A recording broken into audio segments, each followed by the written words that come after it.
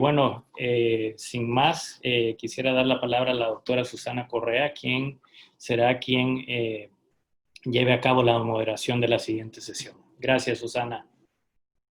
Gracias. Bueno, esta noche tenemos a dos realmente expertos en reconstrucción mamaria. Es un gran honor poder tener a la doctora Spiegel y el doctor Oscar Manrique en nuestra sesión de ALAM. Vamos a empezar primero con la charla de la doctora Spiegel. La doctora Aldona Spiegel es cirujana plástica, es profesora asociada y directora del Centro de Reconstrucción Mamaria del Houston Methodist. Welcome, Dr. Spiegel. Thank you for being here with us. Thank you so much. So we're going to start with the talk now. Okay, great. Let me go ahead and share my screen.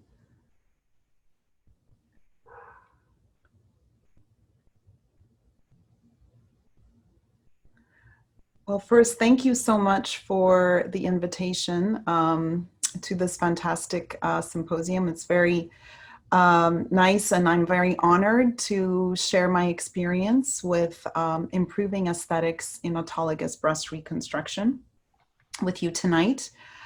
Here are my disclosures. Just to begin, I'll start with a little bit about what I do. My practice is mainly focused on breast reconstruction, both implant-based, but I first started really with very heavy autologous-based breast reconstruction practice, partly because I really am passionate about it, because it's a great combination of technical and artistic skill. And I think it's very similar to sculpting. When you start with kind of a piece of tissue, and then you mold it and you sculpt it to what you're trying to restore.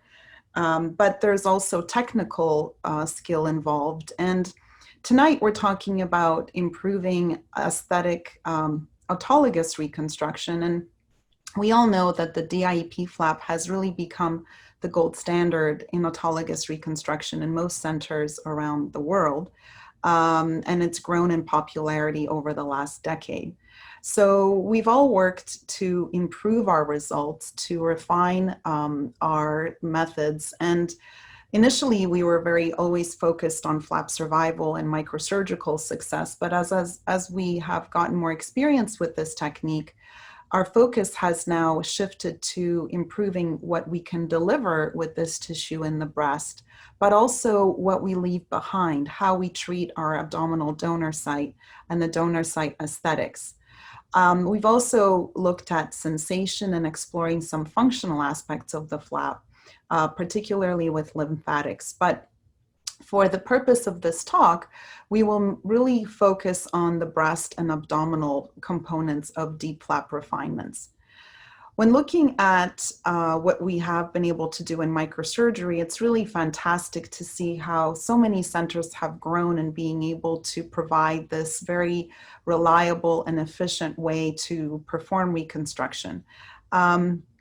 But as we all face this sort of dilemma as microsurgeons, we are really robbing Peter to pay Paul. We have to take from one part of the body and restore another. And I think it's really important to maintain the balance between that. I think sometimes at the beginning, when you're so enthralled in restoring the breast, you're not as much thinking about the donor site. But as we get more experience with that, and as we can apply some of our aesthetic techniques in abdominoplasty to the abdominal donor site, we have to have kind of a balance between the two. As in this patient who was particularly worried about her abdominal donor site, and she was able to have an autologous DIEP flap reconstruction bilaterally using her own tissue without distorting the abdominal donor site too much.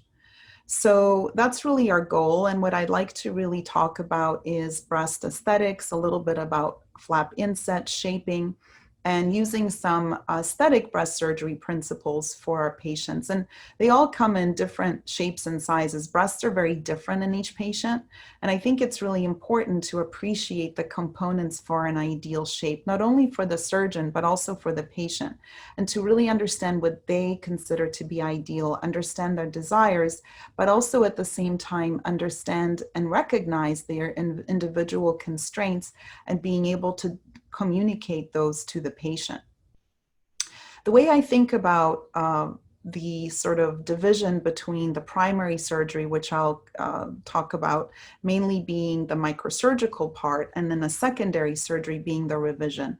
The majority of the cases I do in those two parts, because I believe that for the first part, it's sort of like a sculptor. You want to have a larger amount of tissue than what you'll normally need, because you're going to whittle it down, you're going to shape it into the form that you'll ultimately want to have, which will happen in the secondary surgery, which usually is about 3 to 4 months after the microsurgical reconstruction. And we can really apply a lot of the sculpting principles from the artists that really look at orientation, proportion, scale, articulation, and balance when we're designing a breast.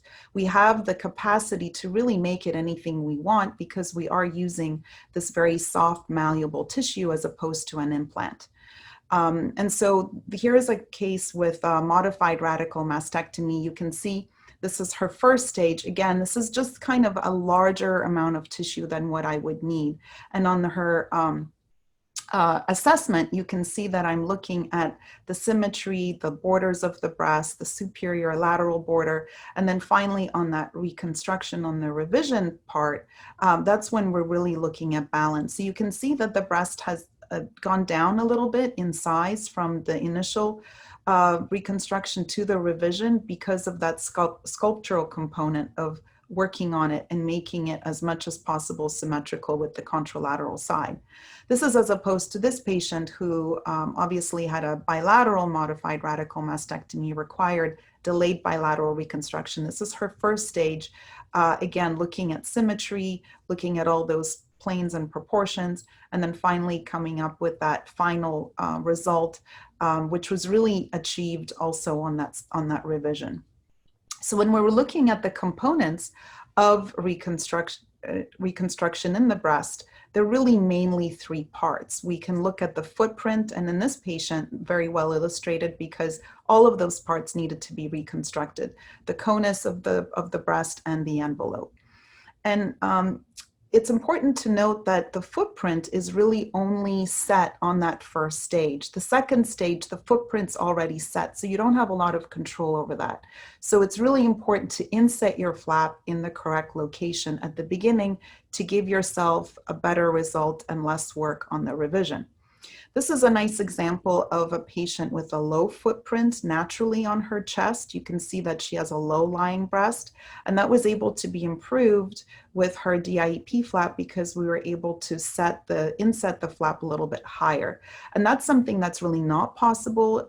As everybody knows, in aesthetic surgery with the tissue, sometimes you can do that with an implant, but this is something that you have a lot of freedom in autologous reconstruction.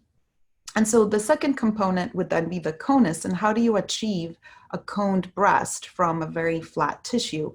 You have to really work at shaping the flap, at using sutures to cone it. And here you can see that I've got the medial and lateral sutures, and I'm bringing the tissue together, and where that umbilicus was is where we're coning the flap. And this is an ipsilateral flap, which I personally prefer, which I rotate 180 degrees, and then that umbilicus ends up being located where you want most of that projection and coning to occur.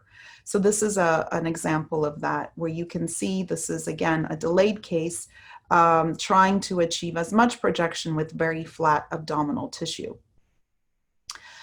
Then we go to the final component, which is the skin envelope. And as I mentioned, in these delayed cases, it's a total reconstruction. You're really reconstructing the footprint, the conus and the skin envelope. In skin-sparing mastectomy, you have a very small amount of the skin envelope to reconstruction. Of course, in nipple-sparing mastectomy, you have none. Which may seem to be easy, but actually I think it's a little bit harder because you are confined to where the nipple is, and sometimes that is your point of reference. So when there's asymmetry or difficulty in achieving symmetry, it's really not easy to alter the pocket, particularly on the first procedure. You can do it on the second procedure. So it's important to communicate that to the patient.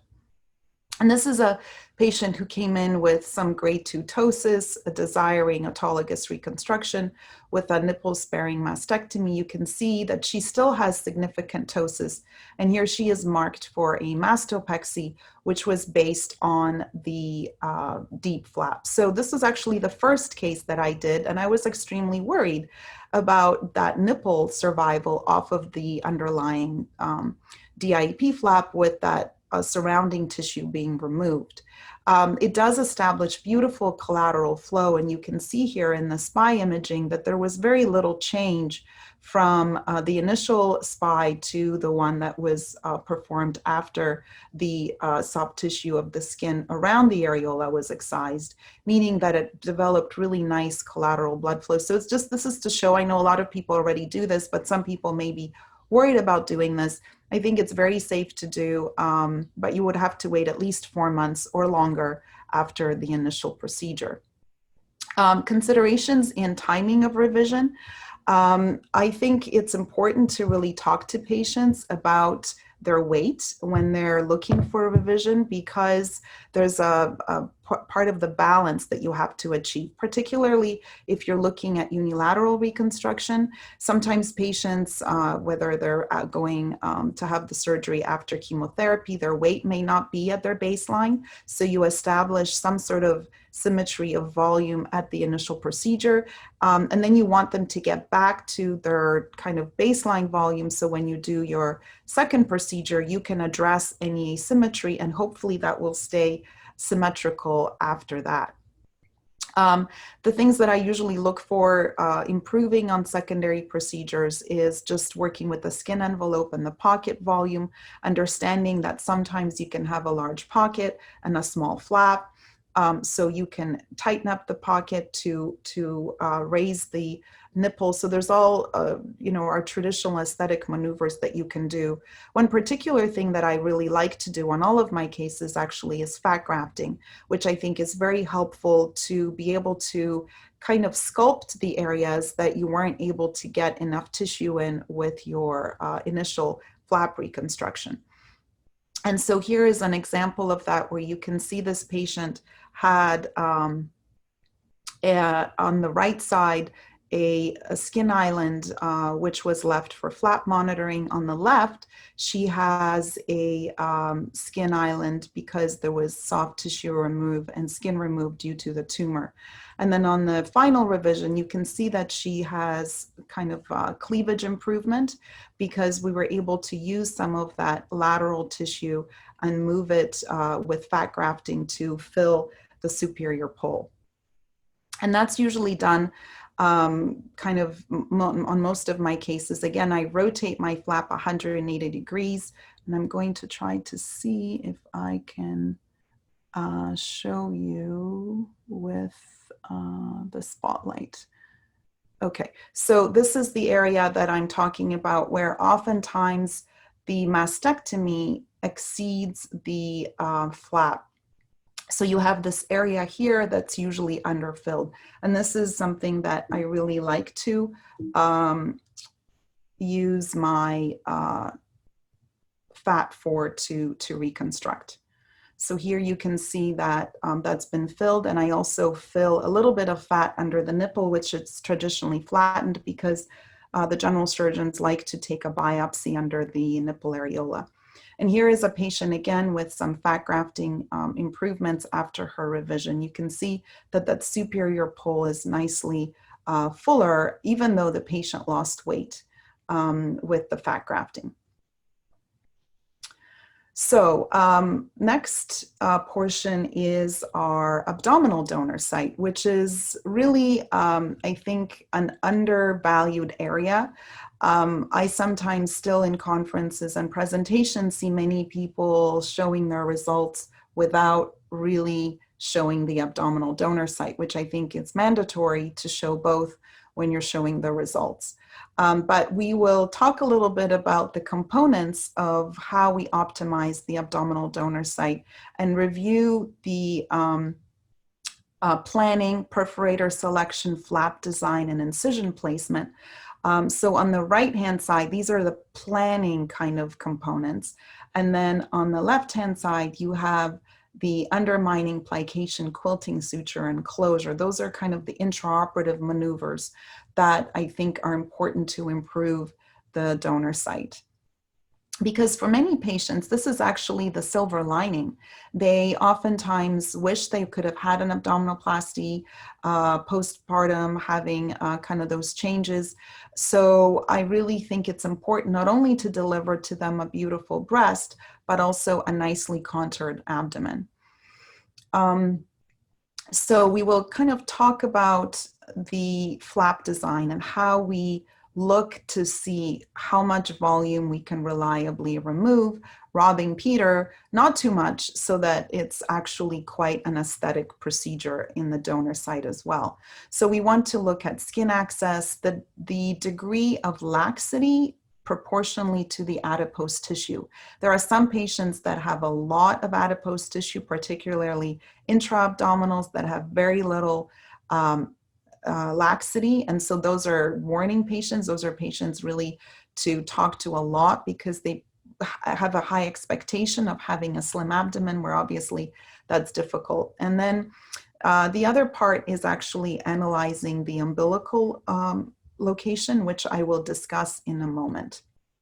But first, what I want to say is that there is a little bit of a decision-making process and a bit of a personal philosophy to decide where you put your scar. Are you going to really have a high scar because you're capturing those periumbilical perforators, or are you going to work a little bit harder with smaller perforators to make your scar lower? And so everybody, that's a little bit of a personal decision. For me, over time, I've graduated to really mainly do that last design on the left, where my flap design originates right at the level of the umbilicus, and then the lower incision is about 0.5 centimeter above the pubic hairline, which I think is a nice compromise. And so I preoperatively scan patients, we graph them, and this is kind of an example of two different patients. You can see that on the one side you have these periumbilical perforators, so you may not be able to make your flap as low, but you have to, just make those perforators at the edge of your flap, versus a very nice perforator that's lower, that's amenable to a lower flap. So everybody has a little bit of a difference in how low you can go on their scar. One study that we actually did is to see how predictable are our preoperative CT scans in identifying those perforators that we will ultimately use. And that is about 74% of the time we will use the perforator that we identified preoperatively. So again, my markings then are from just the level of the umbilicus and then to the about 1 centimeter or 0.5 centimeter above the hairline, which is nicely hidden in a bikini for patients who like the beach. Laterally, actually don't chase the dog ears on purpose, because I leave them for secondary fat grafting. So they're my little fat areas, a reservoir for the revision. So one thing to consider when you're thinking about how much tissue to take is that you don't have to take too much. Particularly now with many patients having stacked flaps, you can really use a lot of volume without taking a lot of skin, which decreases the tension on the abdominal site and improves the contour and the scar. So one way to really estimate how much volume you're going to get is a very simple formula that allows you to sort of imagine that each hemiabdomen is kind of a triangle, and put together it could be kind of this cube that gives you an approximate volume. And this is very nice. I've used this in the OR, and you can also estimate the thickness of the adipose tissue by looking at your preoperative imaging. So here is a video just to show you the markings and how you can use a little trick with glove paper to make them very symmetrical. And that, I think, improves your ultimate result. So one way to make sure that you're doing a symmetrical flap on each side is actually to do a pattern, which can be easily done using glove paper, which we have here. We just remarked this, so you want to make sure you mark your flap borders with a fresh marking pen. And I actually have my vertical skin islands marked because they're going to go in here for our temporary monitoring segment. And then you want to go down with the non-wax part of the glove paper. And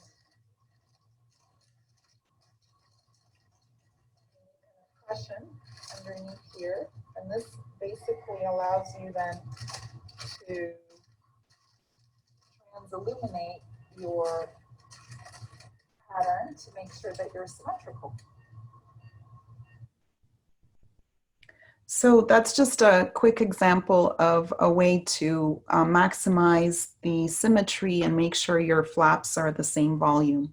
And this is an illustration of a conjoined flap, which is a nice way to recruit a lot of tissue. This is very helpful in radiated patients where you need a lot of skin. And this maximizes your volume that you can take from the abdomen. You can see that here is the underside of a flap that's ready for an intraflap anastomosis. So here's an example of a patient who presented with a left breast cancer. She really liked her right breast, did not want it altered, but looking at her abdomen, it was small in comparison to that right breast. So I did a stacked flap on her, hoping to get as much volume as possible. And it worked to get almost probably something that's similar to her right unoperated side. So the last part is basically the closure and the intraoperative maneuvers to decrease tension on that tissue and on the scar. So the way you undermine, of course, we know from our aesthetic abdominoplasty principles that the less undermining preserves the perforators and minimizes seromas and improves sensation. So that's important to think about also to really see if you really need to undermine as much as you do with your deep flap closure.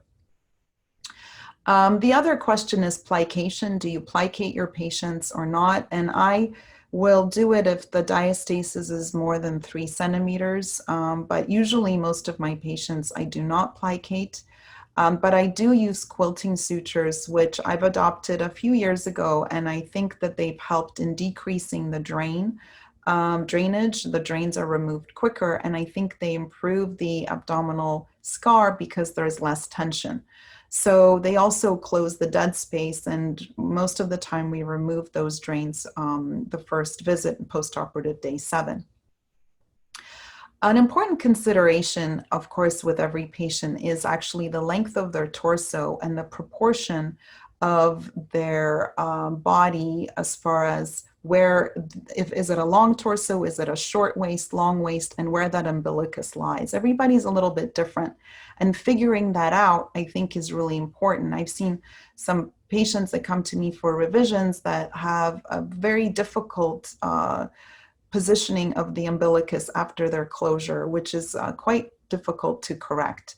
One thing that we can look at actually is the divine proportion, which is Fibonacci sequence 1.618, and you can think about that by measuring the distance from the sternal kind of notch to the umbilicus, and then the umbilicus down to the pubis. And that should be about 1.6. So that's a nice reference to think about when you're deciding where to put your umbilicus. And you can see that's most of these patients fall in line with that. Of course, not everybody's the same because of the torso length. Additional little piece of refinement that I do is I actually inject a little bit of fat from the harvest of the fat grafting under the abdominal skin, which I think improves the skin quality for these patients. And this is a patient who presented to me with an implant-based reconstruction after radiation. And she just was very unhappy with the symmetry and really didn't like her abdomen. So of course she was the natural candidate for autologous reconstruction. And you can see that in that last image, we've achieved a nice balance, mainly adding that fat grafting component and working on the abdominal contour to give her an improvement in both areas. So in conclusion, I would just like to say that I think it's really worthwhile to take the time to refine the abdominal donor site as it elevates our autologous breast reconstruction results for our patients. Thank you very much for your attention. Thank you so much, Dr. Spiegel. Wonderful cases, beautiful. Congratulations. As you said, our job is not only to make a breast, but to give the patient the opportunity to have a perfect abdomen so she can really feel good about herself again. So thank you very much for your presentation. It was amazing. Thank you so much. Thank you very much. Now we're gonna keep going with Dr. Oscar Manrique. Vamos a seguir con la charla del Dr. Oscar Manrique. El Dr. Oscar Manrique es profesor asociado de la clínica Reina Catarina en Barranquilla. La charla del día de hoy va a ser acerca de reconstrucción mamaria asociada con procedimientos mínimamente invasivos como el robot. Muchísimas gracias, doctor Manrique, por estar hoy el día de hoy con nosotros.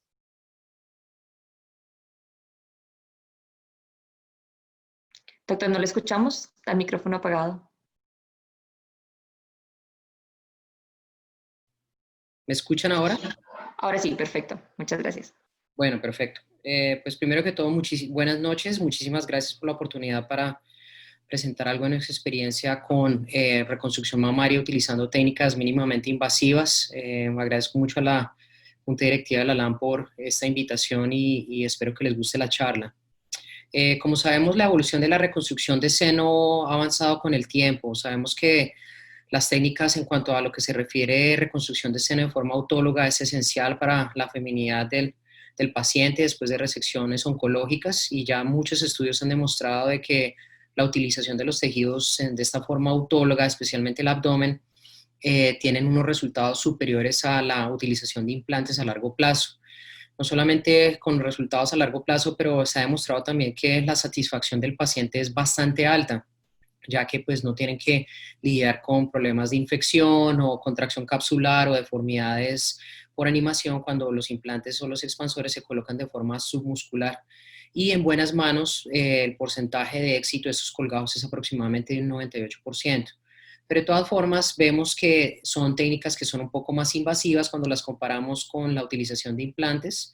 Aún tienen efectos adversos como puede ser el dolor abdominal o la debilidad de la pared abdominal, el cual si lo extrapolamos se puede ver referenciado hacia hernias o deformidades, y el tiempo de quirúrgico y de recuperación son un poco más largos si los comparamos nuevamente con implantes. Y de todas formas se necesita alguien que tenga el entrenamiento básico para disección de colgajos de tipo de perforante y de microcirugía.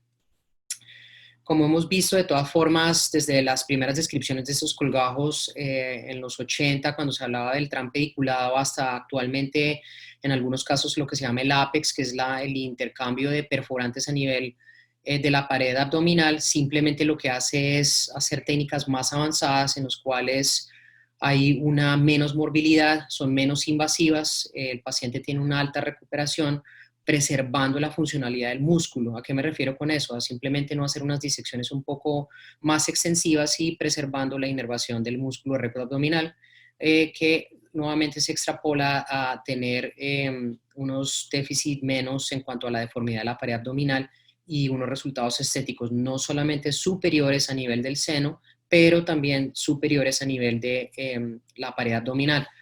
Por eso es que es muy importante que vamos a hablar en este tópico de hoy de técnicas mínimamente invasivas, es el conocimiento de la anatomía. Como sabemos,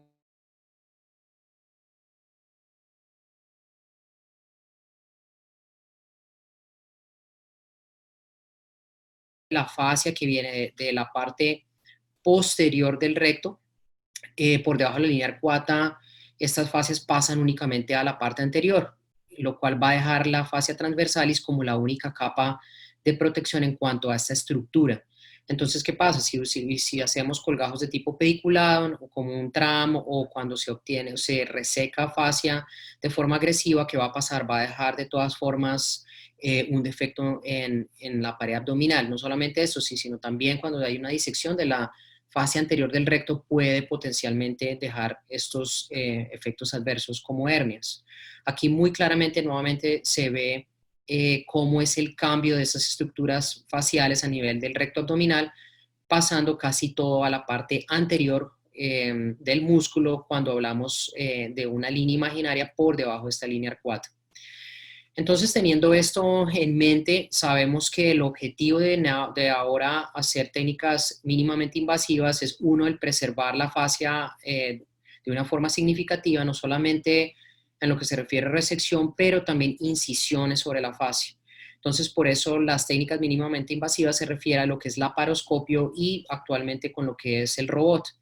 Las primeras descripciones que se hicieron acerca de estas técnicas fueron en el 2018 por un grupo en Francia, el cual yo pienso que es el que tiene mayor experiencia a nivel mundial para la disección de estos colgajos. Y simplemente para resumir los dos tipos de abordajes quirúrgicos que existen en cuanto a la disección de mínimamente invasiva, es lo que se llama TAP, que es TAPP, en el cual es un abordaje totalmente intraabdominal o transabdominal, y el otro que se llama TEP, en el cual es un abordaje totalmente extraperitoneal, y ya vamos a ver las diferencias entre los dos abordajes quirúrgicos y cuáles son mejores que otras. Como se dan cuenta aquí, que este fue el primer caso que se describió en la literatura acerca de la disección de un DIEP de forma mínimamente invasiva laparoscópica, se hizo un abordaje TEP, o sea, totalmente extraperitoneal. Para este caso, lo importante y lo que se tiene que tener en cuenta, y tal vez el mensaje que quiero dejar con técnicas mínimamente invasivas, es el concepto de la triangulación.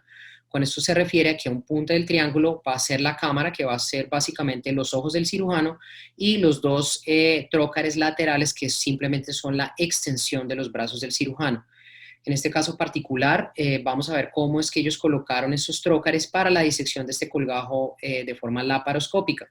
Entonces, teniendo en cuenta ese concepto de triangulación, el trocar principal es el trocar central, que es donde va a estar la cámara. Por lo general se utiliza un laparoscopio con una cámara de una angulación de 30 grados. ¿Y por qué? Ya que las disecciones que se hacen de este tipo van de profundo a superficial. Entonces, un ángulo de 30 grados generalmente da esa visión que es perfecta para ese tipo de disecciones. Y los otros dos trócares son trócares ya más pequeños, de aproximadamente 5 milímetros, en los cuales uno es para las tijeras endoscópicas y el otro simplemente para las pinzas que van a ayudar a la disección y al separar el pedículo y la perforante. En estos tipos de abordajes, obviamente se utiliza la insuflación del CO2, que es el gas que va a permitir la apertura y la visualización de un espacio tanto intraabdominal como totalmente extraperitoneal, como en este caso en particular. Entonces, los conceptos importantes que se quieren vender básicamente con este tipo de abordajes, de que no se va a hacer una incisión a nivel de la fascia posterior del recto, lo cual va a prevenir esas hernias o abultamiento de la pared abdominal, como lo había mencionado anteriormente, y también una debilidad en la parte funcional del músculo, ya que no se están disecando o cortando ninguno de los nervios que vienen de lateral a medial. Lo otro importante es que al hacer un abordaje totalmente extraperitoneal o TEP, la incisión que se hace es muy pequeña a nivel de la fascia anterior del recto, cercana a donde está la perforante, de aproximadamente unos 2 a 3 centímetros. Nuevamente, el concepto de triangulación es importante, y lo cual ya vamos a ver en la siguiente imagen. Entonces, como se dan cuenta acá, la forma en que ellos escribieron esta técnica es haciendo una incisión muy pequeña a nivel infraumbilical, que es donde se coloca la cámara, se encuentra el borde más medial del recto, y acá se genera este bolsillo por detrás del recto abdominal para generar el espacio y la identificación del pedículo y la perforante. Luego se colocan de forma directa, o sea, ya después de que se haya creado este bolsillo, los dos trócares a nivel lateral y medial, que son de aproximadamente unos 5 milímetros. La estrella es lo que representa el origen de este pedículo, el cual se va a hacer una disección de forma anterógrada. ¿Qué me refiero con eso? A que se diseca desde el origen, en estos casos de la ilíaca externa.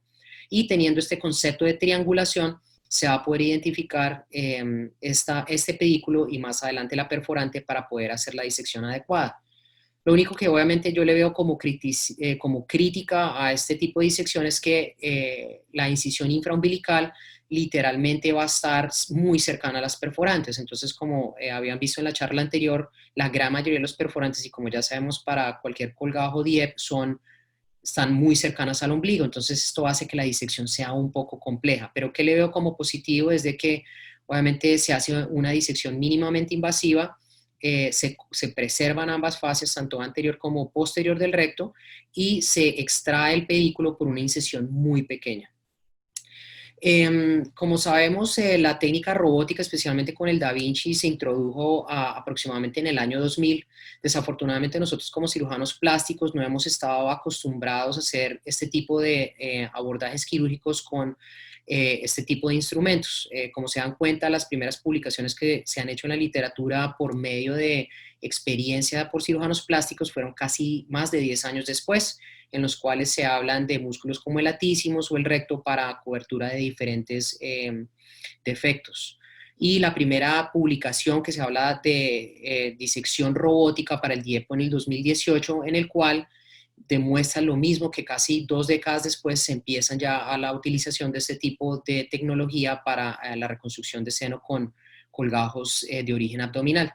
¿Qué es lo importante? Y nuevamente el concepto, el producir una zona donante con menos dolor, de que no haya la posibilidad de que haya hernias y que tenga unos resultados exitosos y viables para no solamente dar un buen resultado cosmético a nivel del abdomen, pero también hacer un colgajo que sea adecuado, que tenga una muy buena perforante y que se vaya a evitar lo que ya conocemos como la necrosis grasa.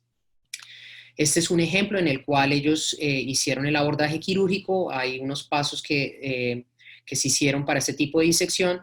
La primera de ellos es, como ven acá en el punto número 1, una disección estándar en la cual se hace una disección de lateral a medial.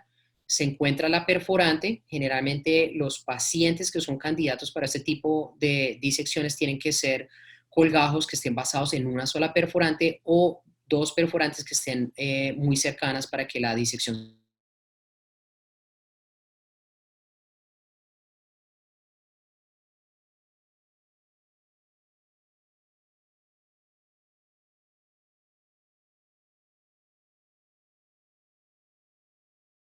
de la línea axilar anterior y se separan aproximadamente con una palma entre cada uno de los trócares. Como se dan cuenta, la parte central va a estar dada por la cámara y las partes laterales van a ser los brazos del cirujano. Y esto nuevamente se hace para triangular el origen del pedículo, que es la que ven aquí como el número 5. ¿Qué es lo malo que yo le veo a esta técnica? Es que ellos obviamente hicieron una disección intraabdominal, lo cual me parece que es muy agresivo, lo que se llama el TAP, que ya lo habíamos hablado, y no solamente esto, sino que si se va a requerir hacer una disección de tipo bilateral, los trócares, que son los números 4, habría que colocarlos, si se va a disecar el otro colgajo, en el lado contralateral. Entonces ya vamos a ver nosotros cómo modificamos esta técnica con unos estudios cadavéricos. Ahora, ¿cuáles sí son las ventajas de todas formas de hacer esta disección de tipo robótico? Es de que la visión del robot es en 3D, entonces los resultados en cuanto a la visión es espectacular. También remueve lo que es el tremor o el temblor normal que se puede presentar durante el cirujano. Entonces eso hace que las disecciones sean muy nítidas y con menos cantidad de sangrado. Lo otro es que se preserva la fase anterior del recto, en este caso particular, y la inervación, como le habíamos hablado, para evitar de que haya la potencial pérdida de funcionalidad del recto a largo plazo. No se utilizaron mallas y también el dolor postoperatorio fue mínimo. ¿Cuál es el candidato ideal para este tipo de disecciones? Es, como ya lo había mencionado anteriormente, un colgajo que esté basado en una sola perforante si se puede, que tenga un curso intramuscular corto ya que ellos aquí lo que hicieron al principio cuando se hace la disección estándar del colgajo, buscan la perforante y la disecan únicamente hasta el punto de la pared posterior del recto sin necesidad de hacer más avance. Entonces, ¿a qué se refiere con esto? Que si la perforante tiene un curso intramuscular largo, obviamente va a hacer las cosas más complejas y se pierde el objetivo de tratar de hacer unas incisiones largas a nivel de la fascia. Y como ellos lo mencionaron, de que tratar de hacer estos casos de forma unilateral mientras que se obtiene la experiencia quirúrgica. Pero como lo había mencionado anteriormente, me parece que es una técnica de esta forma intraabdominal o TAP un poco agresiva. Luego, el grupo de Jesse Selber presentó algo de la experiencia de ellos también en cuanto a la disección robótica, en cuanto a una disección normal de un colgajo DIP. Lo importante es que, como ya también se ha mencionado con la utilización de imágenes, en este caso la escanografía, se reduce el tiempo operatorio, los colgajos son bastante se disecan de una forma adecuada, se preservan también las fibras del músculo recto abdominal y se preserva los nervios y la fascia de una manera significativa. Pero de todas formas, el hacer una disección convencional puede tener el riesgo de hernias o deformidad de la pared abdominal, especialmente cuando hacemos estas disecciones, como lo había mencionado anteriormente, prolongadas por debajo de la línea arcuata. ¿Qué es lo que se obtiene haciendo una disección un poco más larga? Es que obviamente el pedículo pues, va a ser más largo para la anastomosis, pero al mismo tiempo hay que hacer incisiones en la fascia un poco más extensas. Entonces esto obviamente no solamente es dar un resultado cosmético adecuado a nivel del seno, pero como también se había mencionado en la charla anterior, dar un resultado estético adecuado al abdomen. Ahora, ¿cuáles fueron las partes positivas de la utilización del robot en cuanto a la experiencia que ellos presentaron? Es de que pues, son disecciones mínimamente invasivas, no se hacen incisiones largas a nivel de la fascia anterior del recto, son aproximadamente de 1.5 a 3 centímetros y se preserva nuevamente la parte de inervación y funcionalidad del músculo a largo plazo, obteniendo un pedículo largo.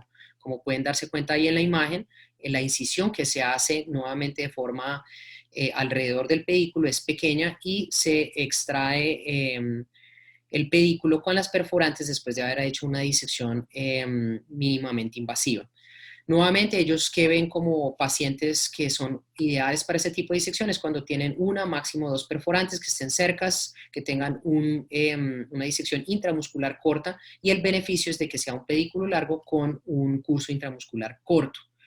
Ellos, en cuanto a la disección, fue muy similar al grupo anterior que había presentado, en el cual se hace una disección convencional del colgajo, se hace la disección alrededor de la perforante con una incisión pequeña sobre la fascia anterior de 2 a 3 centímetros y luego ellos también colocaron los trócares de forma intraabdominal, que es lo que me parece que estas técnicas de esta forma quita un poco la gracia al hacer esto de forma mínimamente invasiva, ya que tienen que hacer una incisión en la parte posterior de la fascia del recto, lo cual luego se tiene que reparar con PDS para evitar de que haya este defecto. ¿Cuáles son los otros riesgos de hacer el abordaje quirúrgico de tipo intraabdominal o TAP?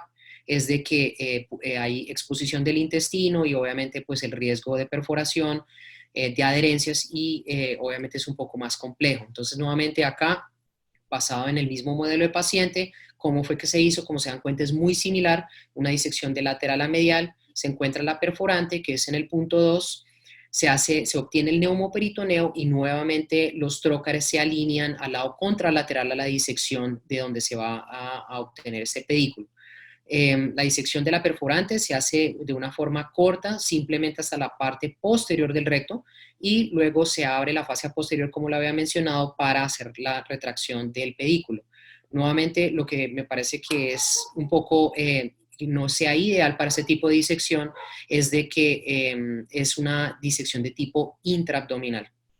Nuevamente, otro grupo que hizo la primera disección, uno de los primeros grupos que hizo la primera disección de forma robótica totalmente extraperitoneal o TEP, que es lo que yo pienso debe ser el futuro de este tipo de disecciones, hizo un abordaje un poquito distinto, no solamente de forma extraperitoneal, pero la colocación de los trócares fue por debajo del panículo adiposo cercano al apéndice sifoides. ¿Qué se ve con eso? De que obviamente ya para este tipo de disecciones totalmente extraperitoneales o TEP, se reduce la morbilidad, ya que no se está abriendo la fascia en la parte posterior y no se abre la fascia tampoco de forma extensa en la parte anterior. Y tiene los otros beneficios del robot, que es la visión tridimensional, la magnificación hasta en algunos casos de 10x, se evita el tremor que normalmente puede presentarse durante las disecciones y tiene un grado de movilidad un poco más alto que de forma endoscópica. Aquí, como se dan cuenta, básicamente es una descripción en cuanto a ellos lo que hicieron fue una disección estandarizada, normal, en la cual se hace de lateral a medial. Encontraron la perforante, pero la forma en que colocaron los trócares fueron como lo había mencionado anteriormente, en el pedículo adiposo de la parte superior, sin necesidad de hacer incisiones sobre la piel, y lo hicieron totalmente de forma extraperitoneal. Aquí es un resumen de la imagen. Básicamente las líneas azules demuestran lo que es el ancho del músculo recto abdominal, la estrella muestra el origen del pedículo y simplemente lo que hicieron fue colocar los 3 trócares nuevamente para hablar del concepto de triangulación en el centro de la cámara y en los otros 2 lados las tijeras endoscópicas y los forceps. ¿Qué le veo de complejidad de hacer esta técnica? Es de que obviamente se están colocando los trócares muy cercanos al músculo, lo cual también puede dejar algo de dolor. 2, los trócares también están muy cercanos. Entonces, en nuestra experiencia, lo que se ha visto cuando se colocan los trócares de forma muy cercana es de que hay colisión de los instrumentos o básicamente se van a chocar. Entonces, es un poco complejo. Pero lo bueno es que con esta técnica, por lo menos se hace una disección un poquito alejada de la región periumbilical para poder observar las perforantes de una forma más adecuada. Ahora, el mismo grupo francés que les había mostrado en las primeras imágenes que describió la primera técnica laparoscópica, obviamente ellos hablan que fueron los primeros también en hacer la disección robótica totalmente extraperitoneal, al igual que el otro grupo. Entonces, básicamente utilizaron las mismo tipo de incisiones, pero en vez de utilizar el laparoscopio, utilizaron el robot. Entonces, nuevamente, para este tipo de disección se busca un bolsillo que esté por detrás del recto para encontrar el espacio adecuado, así encontrar el pedículo, y luego se colocan los trócares a nivel lateral para hacer una disección de tipo anterógrada. Apenas se ha encontrado el pedículo, simplemente lo que hacen es desconectarlo del origen, lo cual relativamente da un poco de isquemia al colgajo, pero lo que ellos mencionan es que aún como no se han hecho ningún tipo de incisión sobre la piel, va a haber algún tipo de perfusión por pérdida del sistema superficial de las epigástricas contralaterales y de las epigástricas superiores. Entonces, nuevamente, ese es el resumen de cómo ellos hicieron este abordaje quirúrgico. Es el mismo tipo de incisiones que lo hicieron, pero de forma laparoscópica, pero en este caso fue robótico y con los mismos resultados que lo había mencionado. Obviamente, nuevamente, como crítica veo es que el poder observar las perforantes muy cercanas a la cámara, que es el número 1, es un poco más complejo. Entonces, después de analizar estos artículos que son los que traen la disección de este tipo de colgajos de tipo mínimamente invasiva, lo que hicimos fue criticar de una forma constructiva y mirar los pros y contras de cada una de estas disecciones. El objetivo, obviamente, de este tipo de disecciones es el de realizar un abordaje mínimamente invasivo, tratando de preservar la fascia de con mayor precisión para así evitar el daño del músculo, la denervación y que haya unos buenos resultados no solamente funcionales a nivel del abdomen, pero de resultados también a nivel del seno. Como sabemos, el DIEP es el colgajo más utilizado a nivel mundial para reconstrucción de seno, entonces por eso yo pienso que la gran mayoría de los estudios y donde se ve la mayor funcionalidad es en este tipo de colgajos. Vamos a hablar básicamente del TAP, que es el totalmente transabdominal, en el cual, como ven en la imagen izquierda, vemos el robot donde se coloca la consola, lo cual ayuda no solamente a la parte ergonómica del cirujano, ya que la posición del cuello es adecuada, se evita el dolor y los brazos y hombros van a estar relajados en las partes laterales de la consola y el cirujano va a poder estar viendo, como lo había mencionado anteriormente, con todas las pros de la técnica robótica, que es una dimensión 3D, una claridad absoluta en cuanto a la disección de cualquier vaso y también tiene magnificación. El robot por lo general lo colocamos en la parte contralateral a donde se vaya a disecar el colgajo para que haya un arco de movimiento un poco más amplio y eso también le va a dar espacio al ayudante quirúrgico en caso de que haya que cambiar ciertos de esos instrumentos. Las dos otras personas en la sala quirúrgica simplemente son los asistentes que van a ayudar a pasar los instrumentos en caso de ser necesitado. Como nosotros encontramos para mejor hacer el TAP en caso de que haya que hacer un colgajo de disección bilateral, es colocar los trócares por debajo del flap superior. Con eso sí hay que hacer una disección bilateral. Estamos cumpliendo con el concepto de triangulación para ambos colgajos. De todas formas, también yo pienso que mientras que se aprende a hacer esta técnica de forma robótica, es ideal hacer una disección de tipo unilateral o para casos unilaterales. ¿Qué es lo que yo le veo de malo? Obviamente, como ven acá en los trócares, estas van a estar en contacto con el intestino y hay que hacer nuevamente una incisión en la fascia posterior del colgajo. No sé si, desafortunadamente, bueno, el video que teníamos en cuanto a la disección del colgajo no se alcanza a ver, pero básicamente lo que aquí mostrábamos en el video de cómo era que se hacía la disección es de que simplemente se colocan los trócares, como lo había mencionado en la anterior filmina, y se hace la disección con la forma de triangulación abriendo esta fascia posterior y se hace la disección de forma anterógrada. ¿Qué significa eso? Se encuentra acá el origen y simplemente se hace el seguimiento del pedículo y la perforante cuando entra al abdomen. También lo ideal es, obviamente, de que sea una perforante única para no tener que hacer una disección un poco compleja. Ya cuando sea todo disecado, entonces se hace la disección estándar, que es simplemente hacer las incisiones a nivel de la pared superficial, o sea, a nivel de la piel, y ya se encuentra la perforante y se hace una incisión aproximadamente unos 2 a 3 centímetros y se extrae como tal el colgajo y el pedículo sin ningún problema.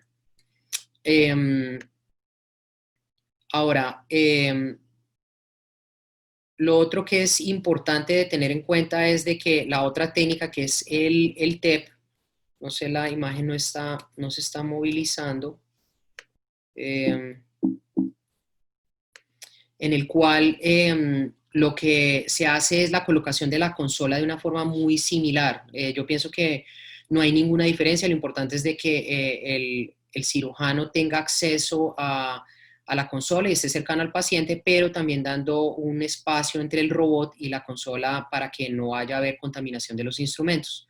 Nos parece también que en la experiencia en lo que se ha realizado con las exposiciones y las disecciones cadavéricas es de que el robot se coloca de forma contralateral al colgajo que se vaya a disecar para dar este rango amplio de movimiento y que los brazos del robot no se vayan a chocar o que haya colisión, ya que eso puede presentar problemas y hay veces de que si llega a haber choque los instrumentos no se pueden ver dentro de la cámara, lo cual puede potencialmente generar algún daño de tipo intraabdominal. Ahora, en cuanto al TEP, que es la técnica totalmente extraperitoneal, la forma en que nos gusta hacer el abordaje quirúrgico, diferente al descrito por el grupo francés, es tratar de hacer esta incisión de tipo supraumbilical para tener un arco de visualización un poco más amplio que cuando se hace por debajo del ombligo, ya que como lo había explicado anteriormente y ustedes ya lo deben saber en cuanto a la anatomía, las perforantes están muy cercanas y por lo general por debajo del ombligo, entonces queremos por lo menos poderlas identificar de una forma correcta. Y las dos otras incisiones nos gusta hacerla en la incisión superior del colgajo, con eso no hay que hacer otros cortes, vamos a cumplir con el concepto de triangulación y el colgajo y el pedículo se va a poder disecar de una forma adecuada. Entonces aquí nuevamente, para resumir, se ve exactamente en la imagen cómo se hace esta incisión a nivel superior del ombligo. Con eso, cuando se hace la disección del colgajo, va a estar dentro de esa línea de incisión y los otros dos trócares que se colocan van a cumplir con el concepto de triangulación. Nuevamente, por lo general nos gusta de que el paciente que se escoja para este tipo de técnica deba tener una perforante única, grande, o puede ser dos perforantes que estén ubicadas en el mismo segmento. ¿Qué es lo bueno de esta técnica? Pienso yo es de que es totalmente extraperitoneal, no va a estar en contacto con el intestino y esto va a hacer de que sea menos invasiva. Entonces, bueno, afortunadamente como que este video sirvió, pero acá vamos a demostrar, bueno, esta es la parte del TAP. Aquí se dan cuenta cómo se abre la parte posterior de la fascia del recto, el cual pues lo que les digo, pienso que con el TAP es un poco más invasivo, pero se expone el pedículo de una forma muy clara. La disección que se hace acá de forma robótica es de forma anterógrada, o sea, es del origen hasta cuando entra el perforante.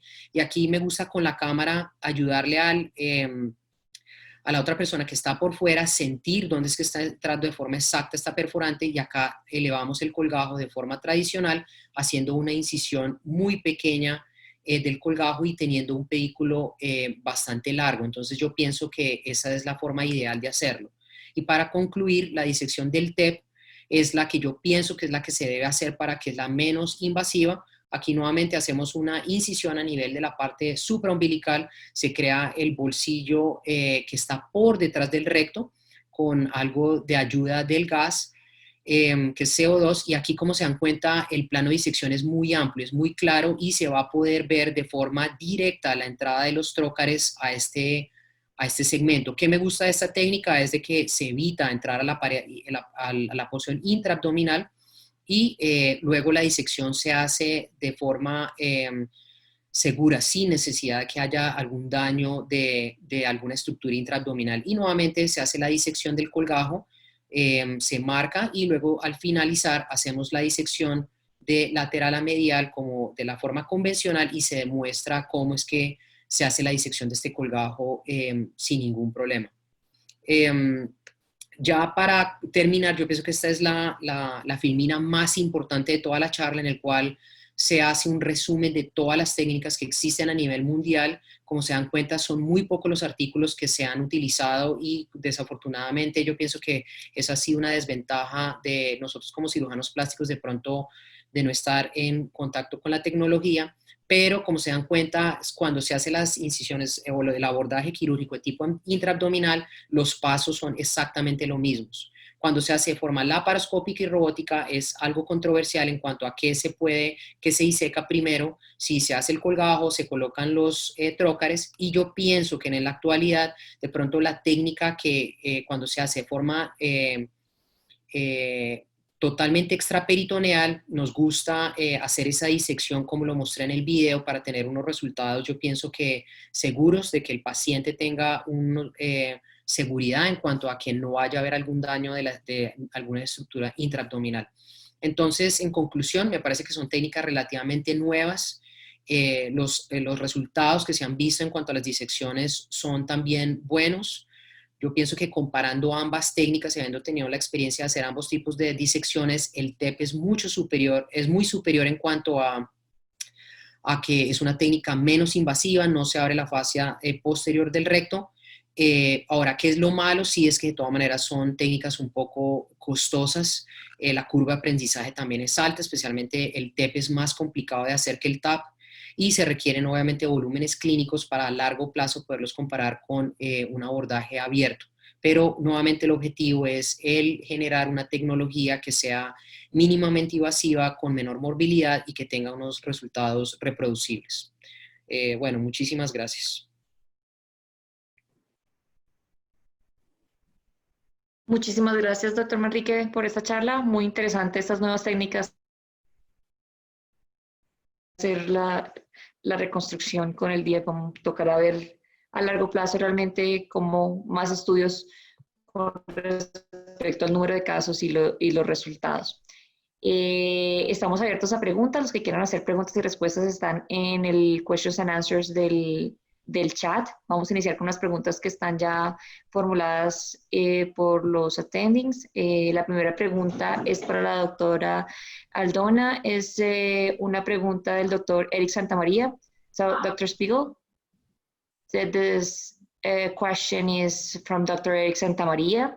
He says that the fourth principle in autologous breast reconstruction is sensation recovery, and you are a pioneer and a master on this issue. Surgery, and I wonder if this is covered by insurance.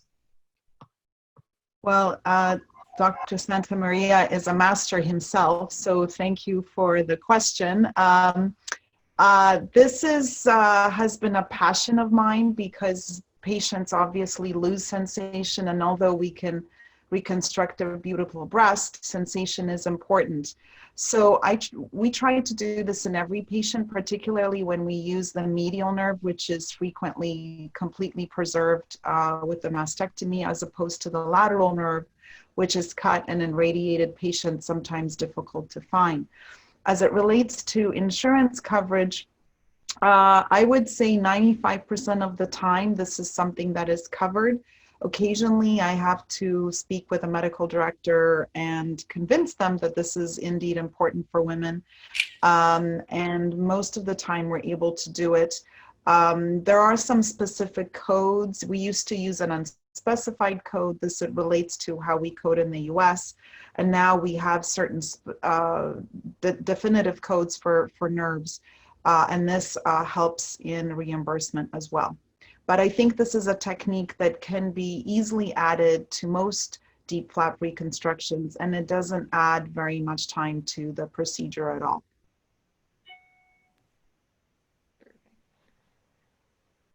La siguiente pregunta es para el doctor Manrique. Preguntan, ¿no existe riesgo de colapsar perforantes con abordajes laparoscópicos o robóticos al insuflar con neumoperitoneo? ¿Cuál es la presión de insuflación recomendada? Bueno, primero que todo, muchísimas gracias por la pregunta. No, generalmente no hay colapso de ninguna de las perforantes y la presión indicada más o menos es aproximadamente de 12 milímetros de mercurio cuando se hace de forma extraperitoneal. Cuando se hace de forma intraabdominal o TAP, la presión obviamente tiene que ser un poquito mayor, que es aproximadamente de 16 milímetros de mercurio con un flujo aproximadamente de 7 litros por minuto. Pero no, o sea, en lo que se ha visto, en lo que se ha reportado en la literatura, no se ha visto esto. Yo pienso que tal vez con los instrumentos sí puede haber riesgos si hay bastantes perforantes de pronto hacer algún daño en la disección intramuscular, pero con el neumo no creo que haya daño en lo que se conoce por ahora. ¿Utilizan el robot para la anastomosis microquirúrgica o solamente para la disección? Únicamente para la disección. Actualmente existen unos instrumentos que se llaman los diamantes negros o Black Diamond, pero en lo que se ha visto es para vasos un poco más grandes. Entonces, yo pienso que la tecnología ha mejorado, pero aún no está ahí, simplemente para la disección del colgado. Thank you. For Dr. Spiegel, do you have a different approach for immediate reconstruction in patients receiving post-mastectomy radiotherapy? Do you defer breast reconstruction, or you prefer? Sorry. Do you defer breast reconstruction, and your preference is still autologous? So yes. So it depends on the patient, but most of the time I do not prefer to have my flaps radiated. So I will use a prosthetic device during the radiation portion, wait about 6 months for things to heal and the fibrosis to level off. And then we will go back and do autologous. But not every patient who needs reconstruction, who needs radiation requires autologous. I think it really depends on skin.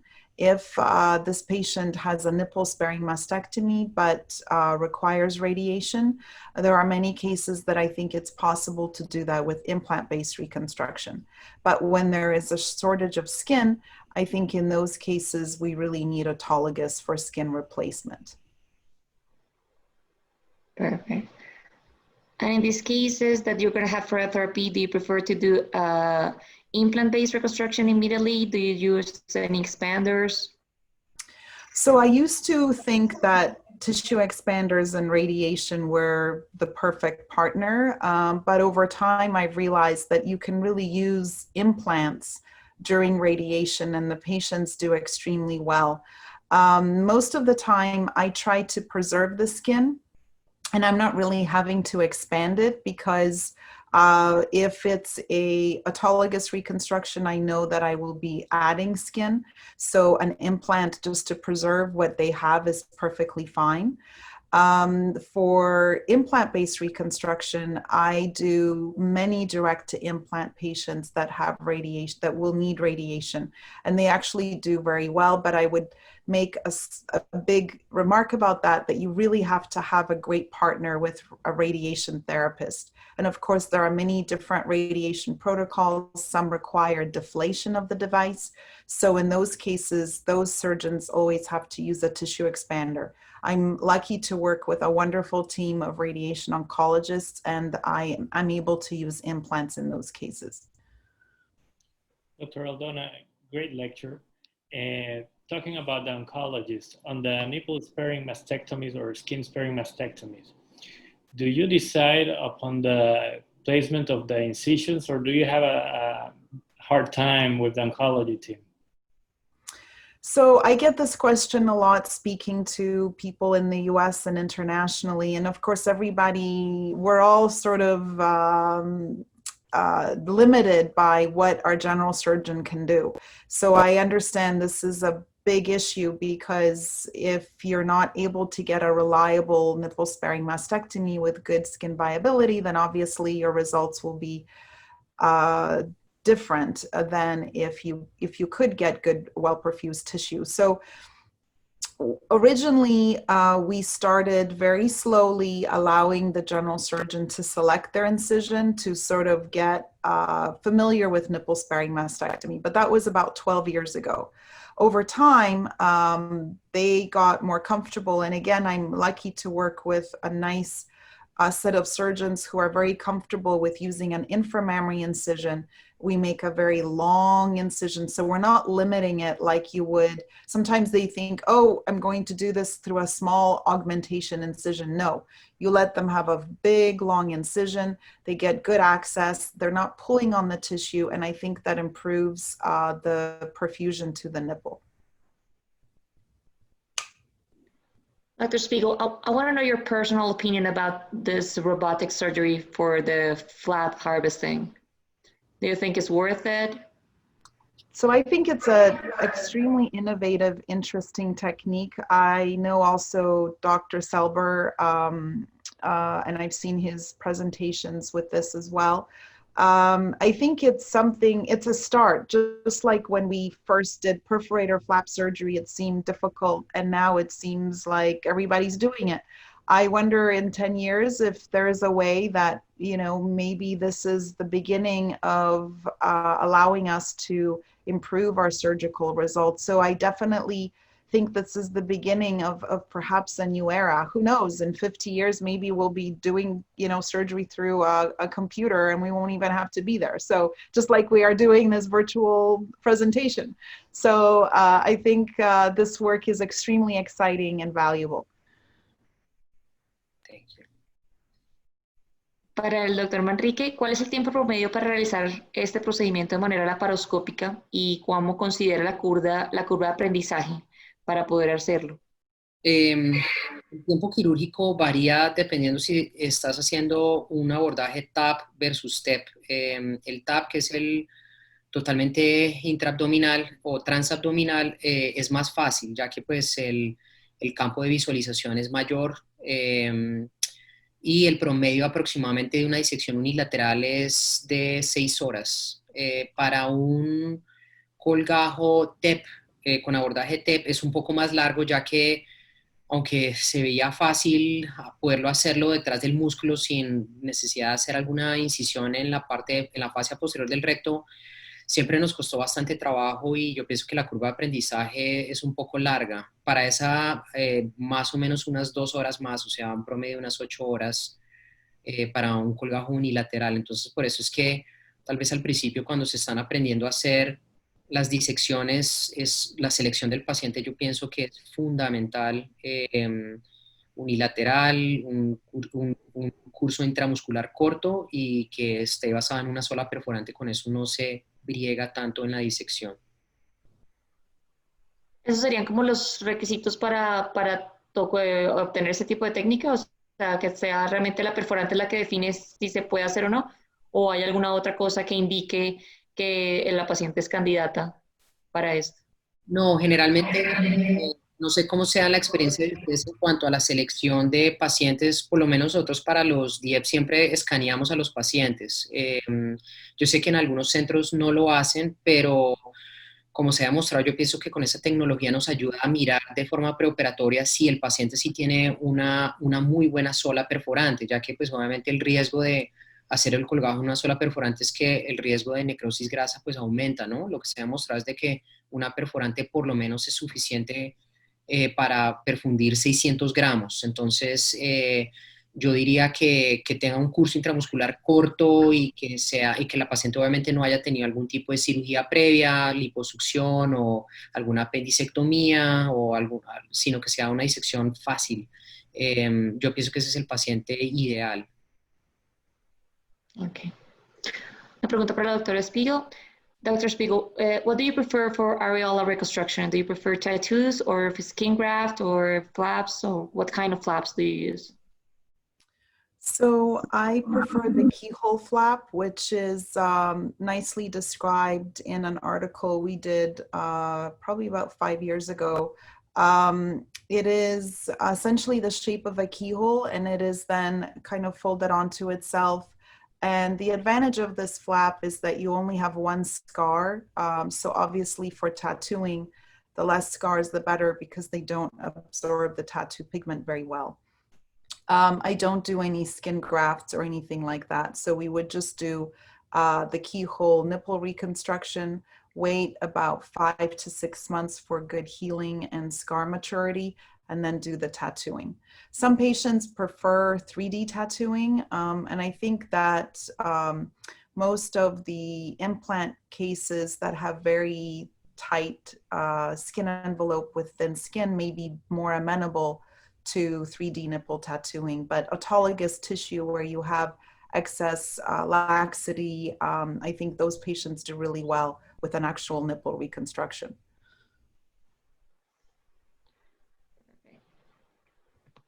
¿Será que le puedo hacer una pregunta a la doctora Spiegel?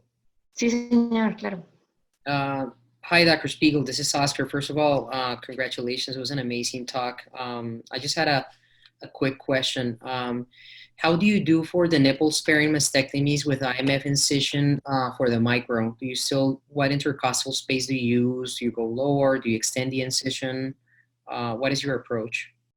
Yeah, so as I mentioned, I really have a very generous incision, which is advantageous both to the general surgeon and to myself when I am doing the reconstruction. I have a retractor, which is called the Lone Star retractor. Kind of coincidentally, I'm in Texas, but it helps with holding hooks to really have a good sort of visual field. And traditionally, I'll have an assistant that's sort of holding a retractor so that you're really able to get to the third intercostal space. That's usually the space that I would use. Most of the time, we're able to not have to take the ribs, so it's an it's without dissecting the ribs, so it makes it a little bit faster. But recently, we have been lucky to actually have this. You know, we're talking about robotics. It's actually a little robotic arm that you can position in surgery, and that helps. The residents love it because they don't have to retract anymore, and they can watch what's happening a little bit more. And I really love that device because it does help just maintain the tension, but you have to periodically kind of let it off tension, obviously not to put too much pressure on the mastectomy skin. But I think it's very possible to get up to the third intercostal space, but I'm really, really free with having a very long incision. I think it's in the crease. Patients don't mind it, and it makes it easier for the general surgeon. It makes it easier for the microsurgeons to get to that superior pole. Okay, thank you. Perfect. So for the healthy breast, do you always do your symmetrization, like the breast reduction or breast mastopexy in the other breast in a second stage, or sometimes you do it in the same stage? I would say majority of the time I do it in the second stage. If there is some particular reason, if it's a patient who's traveling or some other reason why I really want to do it on the same stage, I will. But my reasons for deferring it are, first of all, it makes the initial surgery shorter if you're not doing much to the other breast. And my view is that I want to sort of rebuild that breast with autologous tissue, let it mature, see what happens, and that's when I can establish symmetry. Sometimes patients may change the decision on what they want based on what you can get from the first procedure. So I think it gives them a little bit more ability to look at the symmetry and be a partner in the decision making as to what they would want to change, instead of you assuming from what you can get with the flap. There's a lot of moving parts, and I like to be a little bit more precise about what I'm changing when it comes to two separate breasts. So I feel like that is more controlled if you spread it into two surgeries, the initial reconstruction and then the revision, which is where I usually address any asymmetry. Perfect. For both of you, this question is from one of the attendants.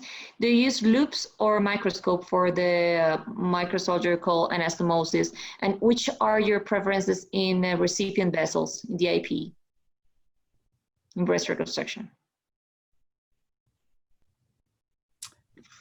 So I use 5.5 loops for vessel dissection, and then a microscope for the anastomosis.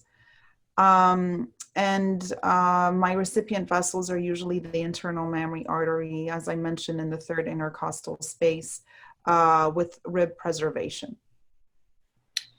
A mí me gusta hacer la disección del pedículo y las perforantes con cuatros, y la microcirugía como tal con el microscopio. Pienso que tal vez en programas en los cuales también se tienen residentes es mejor, con eso el residente también aprende, está viendo, y me parece que la nitidez es mayor. La otra cosa que se ha hablado cuando se hace con lupas, no sé si sea verdad o no, el mirar de forma frecuente a las luces del quirófano con la lupa está aumentando y puede producir algo de problema visual y problemas en el cuello, lo cual vi algunos cirujanos en Taiwán con este problema. Entonces era como más hacia la disección con el microscopio. Y cuando y para las vasos recipientes, las mamarias internas, el tercer espacio intercostal por lo general, y cuando hay una mastectomía con preservación de pezón, tratamos de hacer la microcirugía un poco más bajo, para ir en el cuarto, para no tener que extender a veces las incisiones un poco más mediales hacia el esternón, que dejan unas cicatrices, yo pienso que no tan estéticamente adecuadas.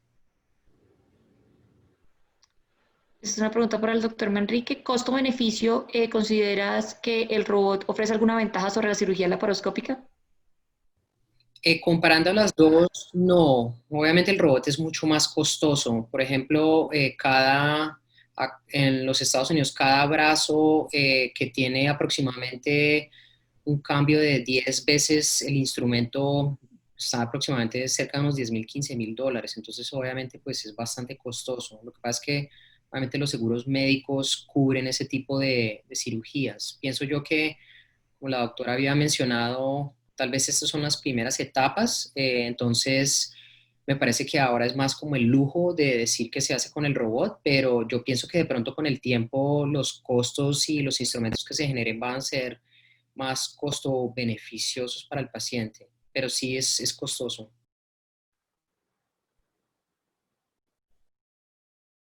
Todo para países como nosotros en Latinoamérica, que realmente el robot es bastante limitado en la mayoría de los centros, y los costos sí son bastante elevados. De forma laparoscópica, yo creo que sí es mucho más barato. Sí. Y yo, cuando empezamos a hacer esta técnica, hablamos con el grupo de Francia y ellos aún empiezan haciendo la disección con el laparoscopio para entrenar a todo el personal de que va entrando y que se haga como algo muy rutinario, algo muy común. Y los resultados con el laparoscopio también son muy buenos.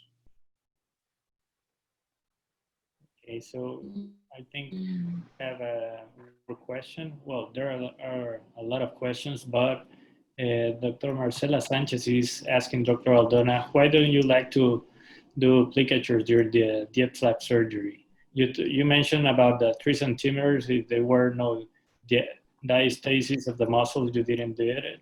But why didn't you don't like it to do it during the harvest? I feel like less than 3 centimeters is not worth it because of the extra pain and discomfort.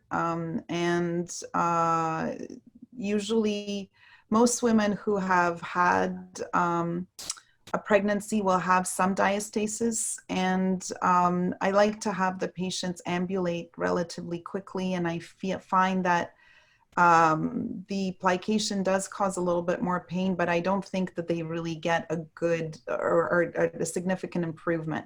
When it's more than 3 centimeters, there's enough weakness that I think just functional improvement in muscle tone won't overcome it. And I think functional repair is helpful. So for those patients who have some diastasis, I actually have them rehabilitate after the surgery, and I give them physical therapy exercises because they can actually strengthen their muscle and decrease the diastasis just functionally without suturing it.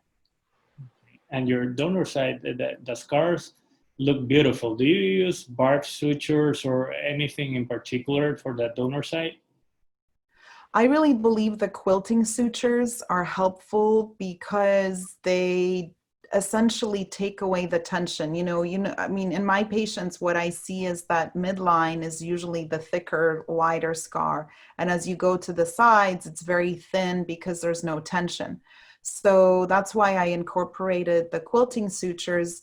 And I had a video, but I didn't have time to show it, how the quilting sutures are basically done. It's a double-armed quill suture. So you would start at the top of the sort of as far as your dissection permits, and then you're just running it, but you're basically moving that superior flap down so that as you have your opening for your umbilicus, you're basically allowing that pull of that tissue so that even without closing the skin of your donor site, that tension is already set. So by the time you finish your quill sutures, that defect is almost closed, but you haven't started your actual closure yet. And that's what I like to see, which I think it improves the scar for sure. And then the other thing that I do is I fat graft on that second procedure, very quick. Just put a little fat in the scar, and I think that helps the quality of the scar as well. Okay, so thank you very much, Dr. Spiegel, for being with us. Thank you, Oscar, for taking the time also and being with us at ALAM. Susie, great moderation. Thank you. And thank you to our sponsor, Motiva, who is with us in all these academic events. And don't forget to join us in 2 days, next Saturday, for the Beyond Frontiers Microsurgery Symposium in conjunction with ASRM. So thank you all very much. Have a great weekend and hope to see you soon, and stay safe. Thank you so much. Thank you. Gracias. Abrazos, Oscar. Gracias, Mauro, muy amable. Excelente. Gracias, Susana, te agradezco mucho. Gracias, Oscar. Okay. Buenas noches, Susi. Gracias, Buenas noches. Carlos. Chao.